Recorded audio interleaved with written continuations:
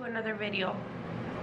As you know, we are the Finikera family, and today's video is just gonna be a little different. This is my first time doing this, so I will be just chit-chatting with you guys. And the reason why I'm actually choosing to share this with you guys is because we are about to experience something a little hard in our family, and as I get to talking, you guys will understand why I'm actually talking about this. So I don't know if you guys have, like, I don't know how to explain it. Like, I don't know how sometimes in life you're so caught up in the moment where you have so many issues going on. Sometimes you just wish to fast forward life, because it happens to everybody. I mean, we're all humans, and that's how we felt before the holidays came in this past December. We were just trying to rush through things. We were getting super stressed because the holidays were coming, presents for the kids, this and that.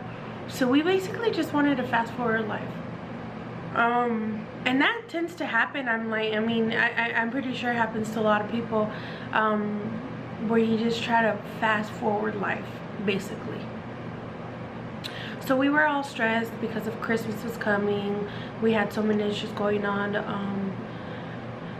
before Thanksgiving, so we were like so caught up in everything. We had business, had my job, Ismael was working his job as well. So it was a little difficult. We kept on saying, oh my gosh, I just wish these holidays would just be over with. Like, it's too much stress. And as you guys know, we have 4 kids, so there wasn't really much time to go shopping because I had a lot of work. We had a lot of things to do for the business as well. And then all of a sudden, I could just remember like if it was yesterday, Ismael kept on, I call him, everybody calls him Junior, but he kept on saying he had a major cough, but he kept on saying that his chest was hurting. But he had a cough for about, what, like 4 weeks or so, and we're like, oh well, it's a cold, but he wouldn't take care of himself because you know how guys are.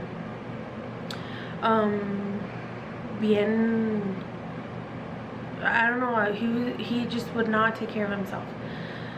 And it was, I remember the exact day, it was a Tuesday, and we were already in December. It was what, December around the 12th or something like that. Let me get the correct date so you guys can have an idea of what I'm trying to say.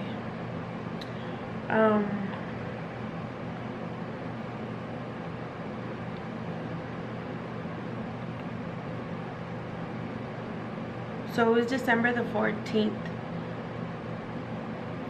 December the 14th. The night before, well, it was like around 2 de la madrugada and stuff. It was like around 2 cuando se levantó Ismael, and he's like, I can't breathe, like I'm having a hard time breathing. Pero ella traía like una tos de perro, like really bad. And you know, I was like, well, what do you want to do? Do you want to go to the emergency room, or what do you want to do? He's like, no, I'll just sleep it off. And I was like, okay. And it upset me because all guys are like that. They never want to go get checked. And sometimes we're hard-headed too, but I think they're just a little more hard-headed than we are. So I told him, I was like I opened like an eye or two, and I'm like, do you want to go to the hospital? Like, what do you want to do? He's like, no, I'll just sleep it off. So yeah, and then like I didn't feel him in the room, but I could hear him complaining. But like in the back, like I felt like somebody was like crying. I was like, what's going on? And then I got up, and then I checked on him, and he was like, I just can't breathe. He's like, but it'll go away, So I was like, whatever. And I even got upset because I'm like, you never want to do nothing about it and blah blah. And I was like, why are you complaining if you're not gonna do something about it? So I was a little upset because I could tell he was in pain, but he just didn't want to do anything about it. So it was like around 5 in the morning when I got up again, because I could hear him complaining, like crying. For him to cry, it's like hard, like it's rare, like he has to be in so much pain. And I could hear him crying, like him trying to sleep but yet complaining at the same time. And so I was like, you know what, I was like, I'm taking the kids over to your sister's house, because it was about 5:30 in the morning. I was like, get your stuff, go straight to the hospital. He didn't tell me nothing, so I was like, okay, so something's going on. And yeah, so I got the kids ready. Like the kids were like a little freaking out, because I was like, let's go, daddy's not feeling good, you know, we're just gonna take him to go get checked. And it was really early in the morning. And so yeah, so you know, I got the kids ready. He was still laying in the couch, because that's where he had slept all night, whatever he could have slept. And I was like, got the kids in, and we ended up getting into the ER like around, I would say 6:45ish. And I remember they sat us down in the ER, and it was a really small ER, and it was like around 5 minutes, and he just, you know, he was trying to keep it together, I could tell, but yeah, he was suffering as well too at the same time. So within like, and you know, they called us back in within like less than 5 minutes, I would say. So we went in there. It was about 6:45 a.m. And right away, you know, the doctor came in, and then they started doing some blood work and stuff.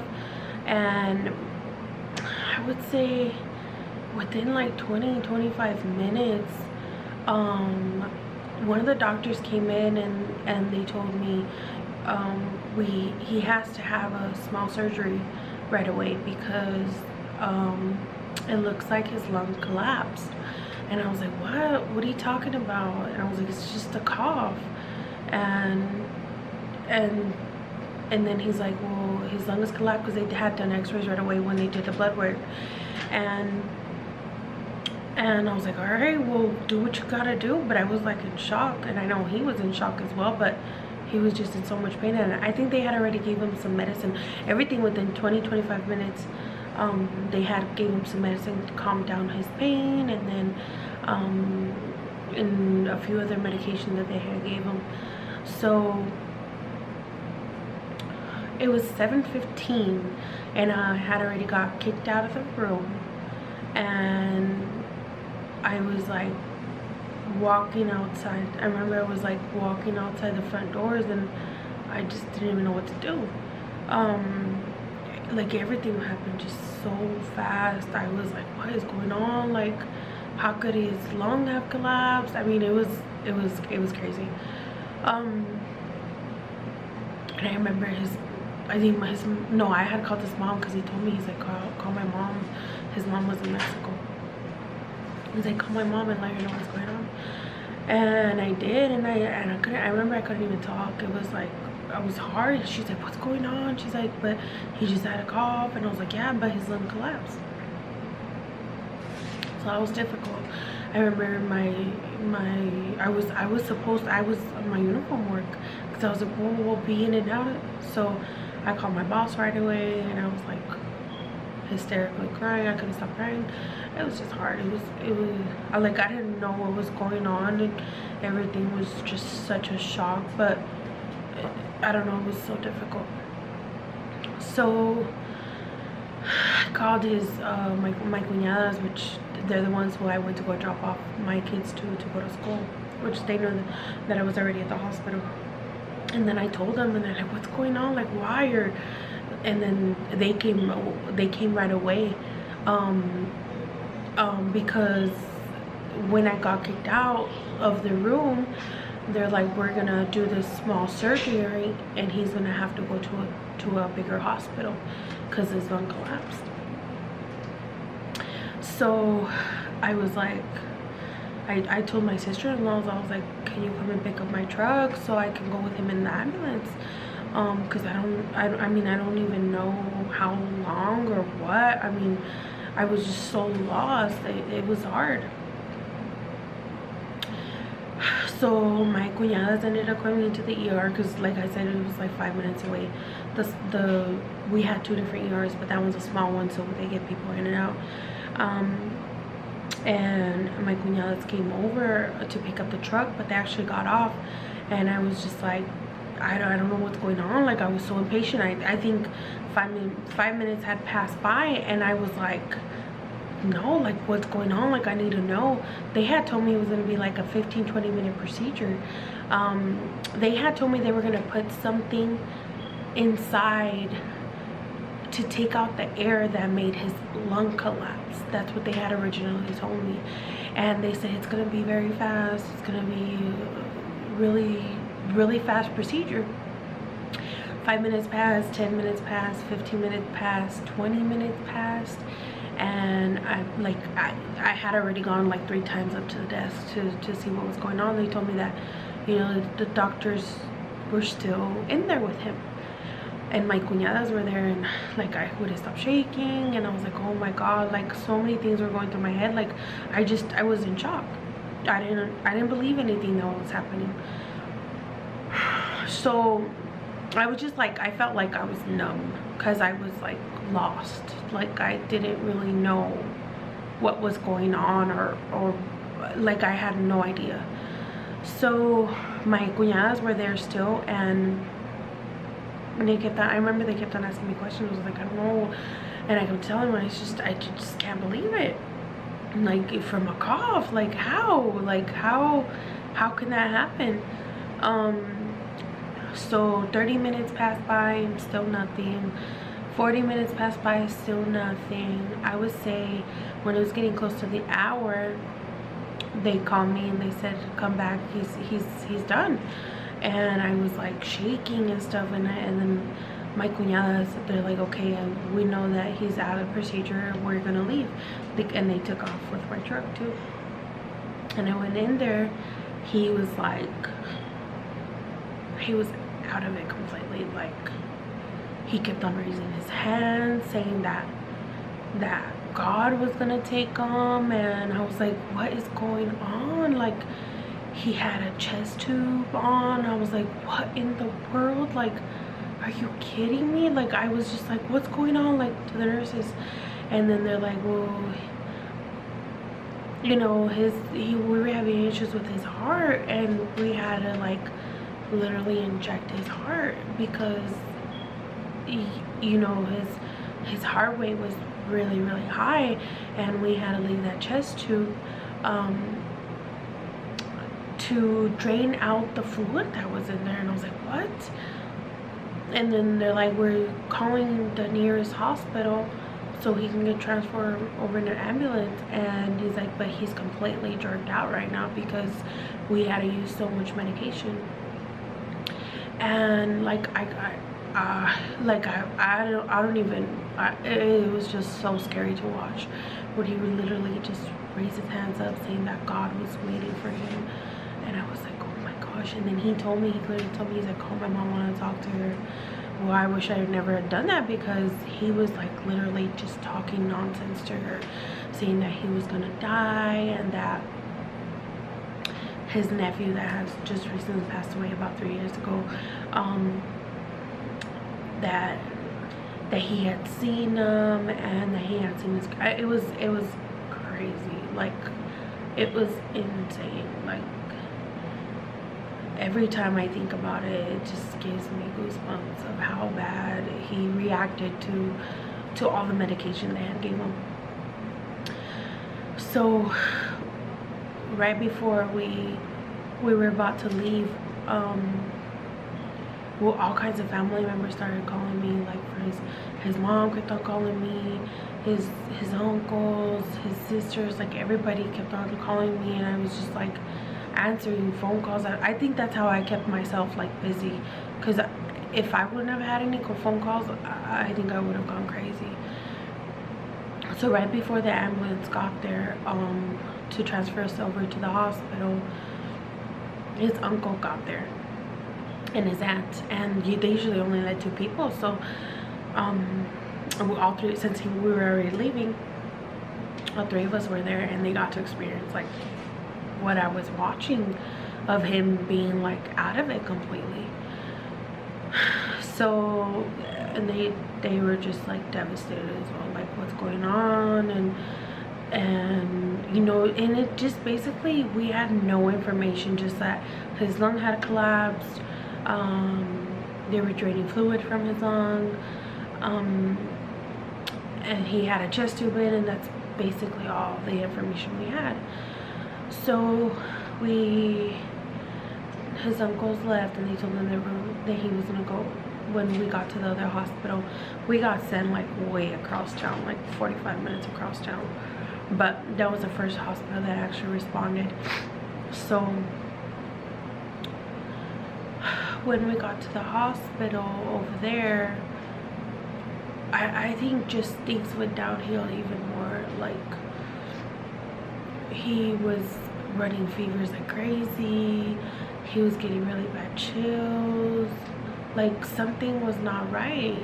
And you know, different doctors kept on coming in and doing different blood work and chest x-rays and all kinds of stuff. And then the doctors came in to talk to us, and they told me that he had valley fever, and I've never heard of valley fever at all, so it was pretty new to me. And so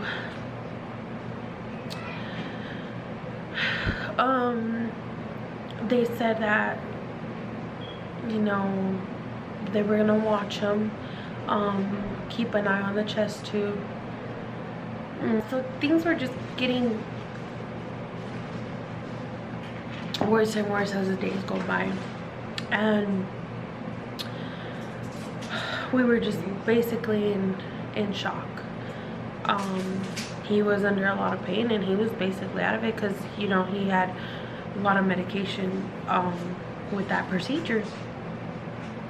So that night was horrible. The next morning, the specialist came in, and he told me, I was taking a look at his CAT scan, and something just doesn't look right. And I was like, what do you mean? He's like, well, I have to get a biopsy test on something that I see. It could be a little tumor or something, but there's something just odd there. That's what I remember him saying. And I was like, okay. He's like, you know, we're gonna have to take that chest tube out. He has major infection, so we're gonna have to clear all that out, so he's gonna have another surgery. So yeah, and he didn't, I mean, he was just so, anesthesia did not go well for him. I mean, he just was pretty much out of it. Like, it was not good. Like, he thinks he just died and came back, and that's how bad it sounds bad, but that's how horrible it was for him. So he was just like a little kid, like, no, I'm not going through another surgery and this and that. And I'm like, well, you have no other option. Like, you literally want to die, or try risking going through surgery again and having to go through anesthesia. So yeah, so like, no tuvo opción. So he had to basically go through another surgery. So he had surgery that very next day. And no, it wasn't that day, it was the following day, después de ese día. So it was el tercer día que estábamos ahí. He had they had programmed him for surgery. So And again, he was going through fevers. I mean, it was too much. And so el tercer día en el hospital, and como a las 8 de la mañana, they were getting him prepped up like he wasn't able to eat anything, nada. Tenía que estar su cuerpo limpio de comida, no podía tomar nada. A veces le daban un poquito de hielo, pero es todo. So yeah, it was like como las 8 de la mañana cuando nos pasaron cuando nos prepararon para la operación. Iba a tener operación a las 10, so ya para las 8 ya lo estaban preparando. And para eso yo me tenía que ir a otro cuarto, un waiting area. Dice que iba a ser entre 1 o 2 horas, 45 minutos a 1 hora, 1 hora y media máximo de operación. So llegamos ahí a las 8. Ya para las 9 ya me salí yo de ahí del cuarto donde lo estaban preparando. Ya se lo llevaron a él. Ya para las 10 ya se lo habían llevado a él. Y yo me fui al waiting room area. That was eternal. Like, y yo sentía que tenía que hablar con alguien porque no podía. Era una desesperación bien fea. I think I never got with my dad. One of my tias, a couple uncles called me. I mean, there were so many people calling us, so much. And I think if I wasn't on the phone with someone, I would have gone crazy. If I wasn't like ocupada en contestando mensajes, contestando llamadas, I think I would have gone crazy. I don't know. I don't know. It was very, very difficult. So he went into surgery at 10 in the morning. Pasaron las 11, pasaron las 12, pasaron la 1, pasó las 2. Como a las 3:30 más o menos, salió el doctor para platicar conmigo. Me llevó un cuartito y me dijo that, you know, surgery just didn't go so well. I guess they had to put him under oxygen after his recovery because, first of all, his surgery took a lot longer than expected. They removed his chest tube and they placed another chest tube. They told me that he was under oxygen still because it was hard for him. They were having issues with his heart. His heart was working up way too fast, way too hard, and he wasn't able to breathe on his own, so that's why they had helped him with the oxygen. So he's gonna be in the recovery room longer, so you just have to wait out in the other area until they get him back into his room. And he was gonna go into ICU right after. They had originally told me that he was gonna go into ICU after his surgery, so I was already expecting that, but never in a million years would I have thought that he was gonna have issues again with the procedure. It was just, that was devastating. Like, those hours were so long, like not knowing anything, so many stuff go through your head. It was so difficult. I think at one point I ended up calling my kids as well.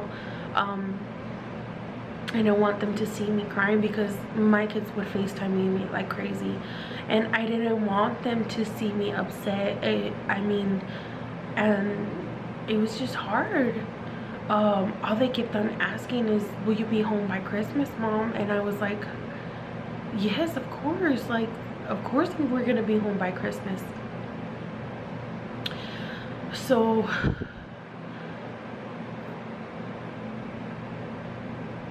it was 3:30, around 3:30ish, that's when I had talked to the doctor.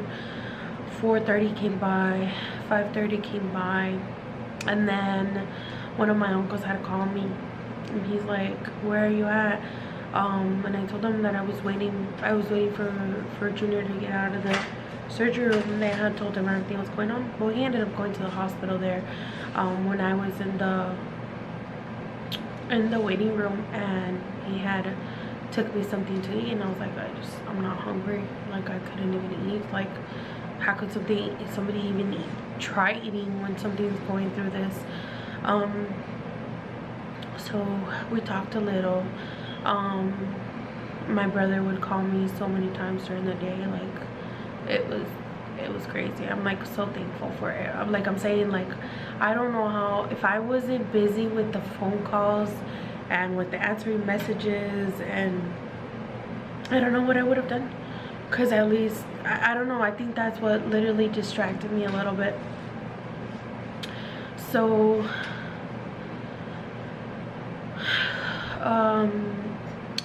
at 5:30, one of the volunteers out there was like elderly volunteers in that waiting area. She's like, do you want to go up already to the 5th, to where ICU is at, and just wait over there? Because I think they should be sending him shortly. She's like, I don't have any updates, but it's been a while. You've been here for a long time. So I was like, yeah, sure. So I told my uncle, I was like, let's go up and wait in the waiting area. It was like around 5:30. 5:30, I think my brother showed up, and he was like, nothing. And I was like, no, nothing. Like, and I told him everything, you know, that he was put on oxygen and stuff, but that was it. I was like, I still have nothing since, I mean, I haven't been able to see him. So it's like around about 6-ish. And I see the nurses transferring him in his bed, but he was completely out of it. He got transferred into ICU, and that was horrible. Like, that was hard. Like,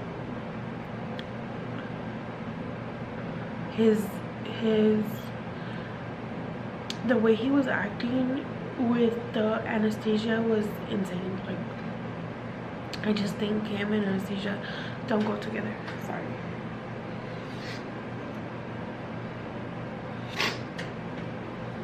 I just think that him and anesthesia don't go together. So we stayed in ICU for 2 days. Those were the longest days. Like, him not being able to go to the bathroom and him wanting to get up to go to the bathroom was difficult. But that was just hard. So after, like, he was 2 days in ICU, after the 3rd day, well, this makes already about a week that we've been in the hospital, and it was getting close to Christmas, and we had made up our mind that we didn't know if we were gonna get out in time for Christmas or not. So he begged and pleaded the nurses. He had gotten transferred to a regular room. He got transferred to a regular room back again, and he was just, you know, when he would move, he was in a lot of pain. It was just difficult. So every time the doctor would come in, he would just beg and plead, like, and cry, like, to be honest, because all he wanted to do was go home for Christmas with his kids. And I had lost hope in that. Like, I was like, we're not gonna make it in time for Christmas. And I kept on thinking, like, just 2 weeks ago we were trying to fast forward our lives, and you really don't know. You get so caught up in your problems, you really don't know what problems really are until you're in a situation like this. Like, you don't know. I don't know. What happened to us in December was just so hard. Like, it was devastating for the family. Like, it's like there's bigger problems out there. There's when you have an issue with health, you have no way to control it, and all you gotta do is just pray about it, because you have no way to control it. So the 24th came around and we weren't going home. That was hard. I remember nurses would come in and he would say, am I going home yet? Am I going home yet? And there was nothing they could do about it because he wasn't ready to go home. The surgeon would come in every day and that's the first thing he would ask him. And he was like, no, he's like, you have not stopped draining. You have a chest tube, a second chest tube, and we don't know. I'll try my best. That's what he would say. So my kids spent Christmas Eve with my sister-in-laws, and I probably went home once, and that was to get clothes. But my kids didn't want me to leave him.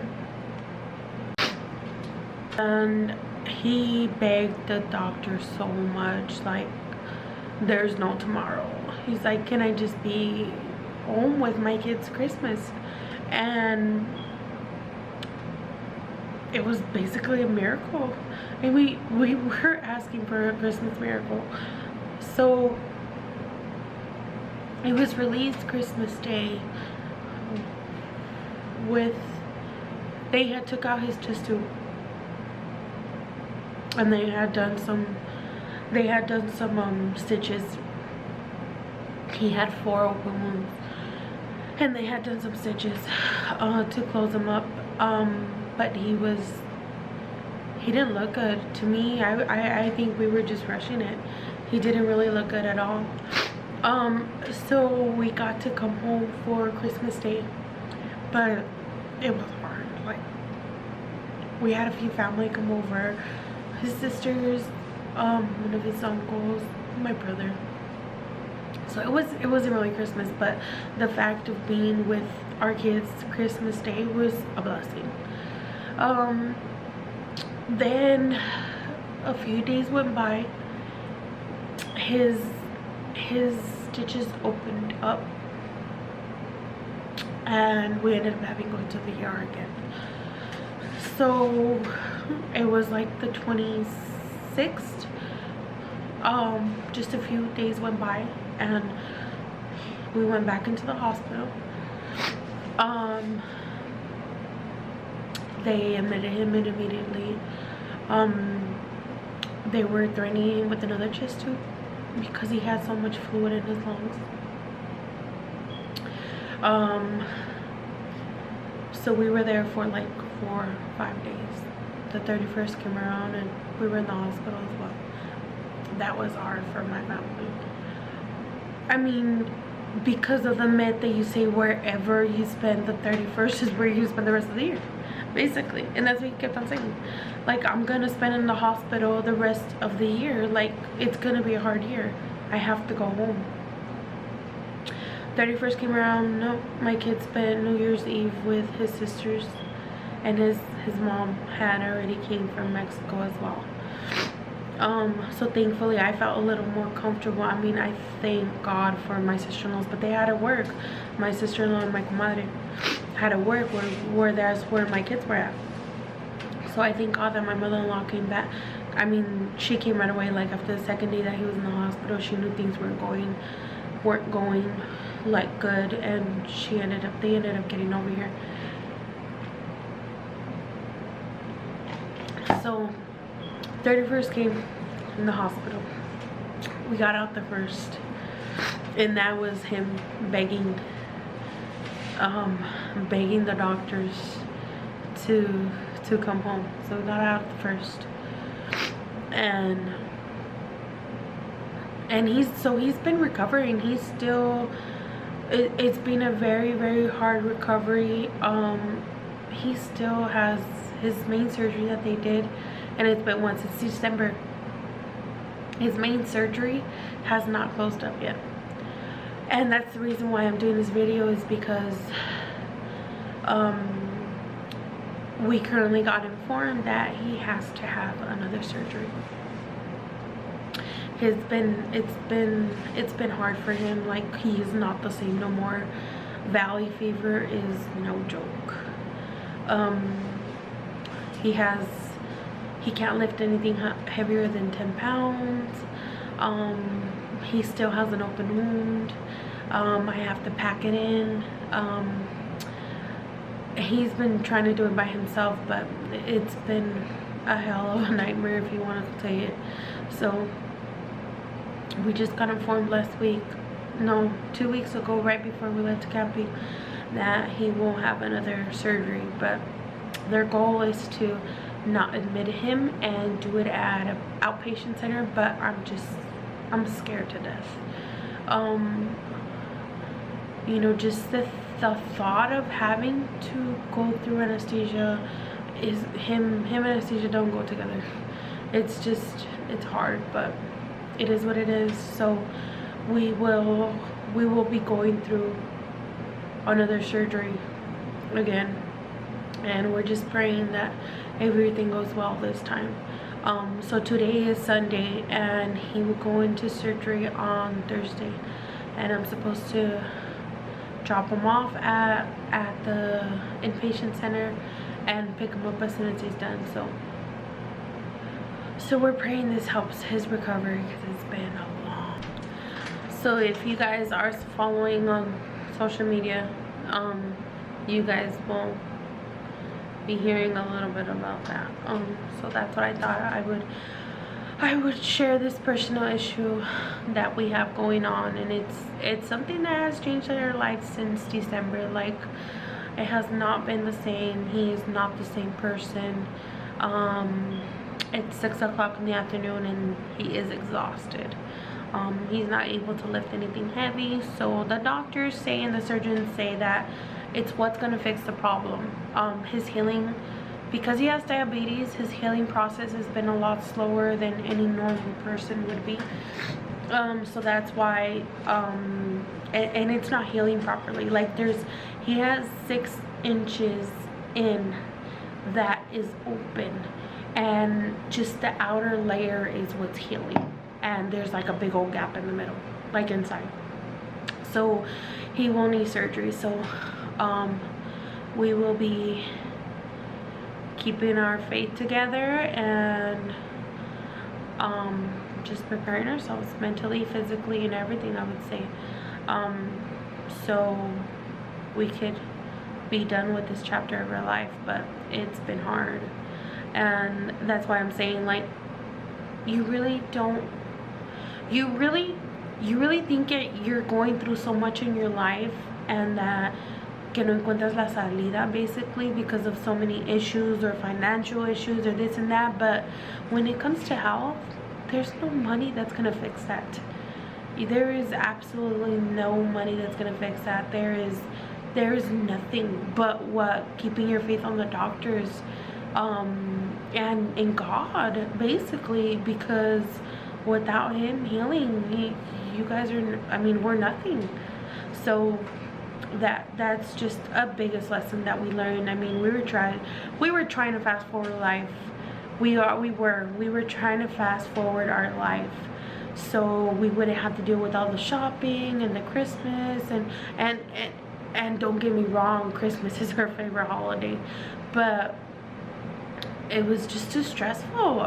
I don't even know what was going through our head. I mean, everybody goes through that situation where you get so caught up and have so much to do to get ready for the holidays, and sometimes you're like, oh, let's just fast forward. I just want this to get over with. Like, it's too much to do. But you have to enjoy every single bit of life, like every single event, every single holiday.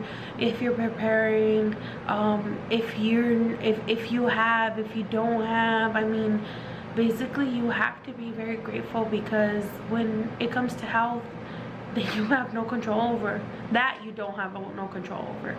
So be thankful for what you got, and especially if you're healthy, because I mean, I've gone through too many issues myself, where I've had surgeries, but I think this was difficult, and because it's been his recovery has been so long, I think that's what's made it harder. But the fact of having to be in the hospital in 2 holidays. I mean, Christmas. I mean, we have 4 kids. There was a few there. My grandpa passed away around Christmas about 4 years ago, and I had to leave to Mexico with my brother because my grandpa was ill in the hospital and he actually passed away. That was hard for my kid, but when it's how can I explain it? When it's like, when it's your loved one, your significant other, when you see your kids suffering, that is hard. Like, that's difficult. Like, that's hard. And especially, like, you can't divide yourself into, my kids did not want me to go to my house. They did not want me to leave their dad alone in the hospital. And if I did go for a little bit, I think I only left like 2 or 3 times to the house, and that was to pick up clothes or take a shower, get ready. Out of those 2 weeks, basically, probably like a week and a half that I was in the hospital. No, a little more. The first time it was a little over a week, and the second time it was like 4 days. But my kids did not want me home. As much as it hurt them, us not being there, they said, if you're not with my dad, I would rather have you be with my dad. That was hard. That was very difficult. So yes, so I did go a little in deep, but that's just a little bit of our life that I wanted to share with you guys. And just because it's another surgery that Junior's gonna have to go through, and we're just praying for the best. It's gonna be a longer recovery, that's what the doctors say, so we don't know how long it's gonna be for him to recover. But and he still has the valley fever. I've heard, I mean, I've done so much research, and sometimes valley fever never goes away. I mean, it depends on the valley fever that you have, but I don't know, we'll see how it goes. But I just wanted to get you guys a little bit of an update as to what's going on and what's going to be happening in our family. And I do want to thank you guys for the support and watching our videos. And we are pretty new to this, but I think we're pretty much dedicated to YouTubing. It's been a little bit of a hassle, but I think this is an important event that you guys should know about our lives. So yeah, so stay tuned. Thank you guys for watching.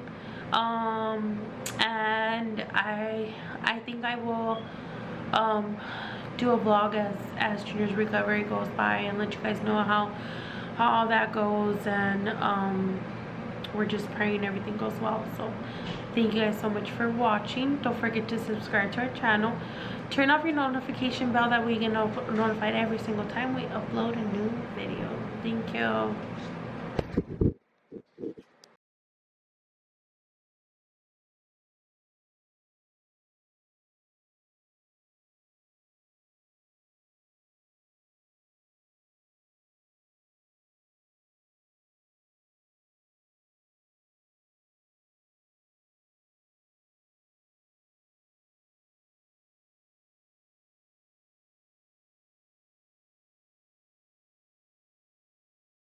Hey guys, we are the Finikera family. Thank you so much for watching, and don't forget to subscribe. Turn on the notification bell and make sure you subscribe. Yes. And stay tuned for more videos. More videos. Bye.